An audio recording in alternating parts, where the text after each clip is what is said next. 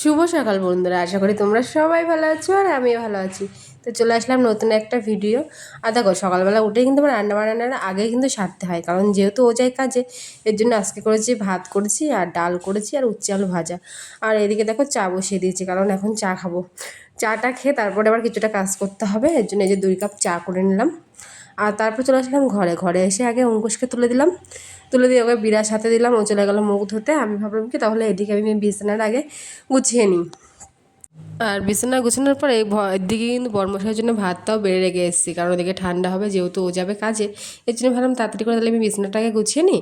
গুছিয়ে নিলে ওইদিকে যেহেতু ভাতটা এখনও হচ্ছে ঠান্ডা, আর ওইদিকে অঙ্কুশ তো মুখ ধুচ্ছে। মুখ ধোয়া হয়ে গেলে সকালবেলাটা অঙ্কুশ আমাদের সাথে চায় খায় আর বিস্কুটই খায়।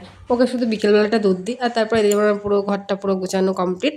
আর এটা না দুপুরবেলা স্নান টেনান করে, তার আগে কিন্তু আমি অনেক কাজ করেছি, সেগুলো শেয়ার করিনি। তারপরে স্নান করে পুজোটাও দিয়ে, আর এটা হচ্ছে মানে বিকেল বিকেল টাইমে আর কি।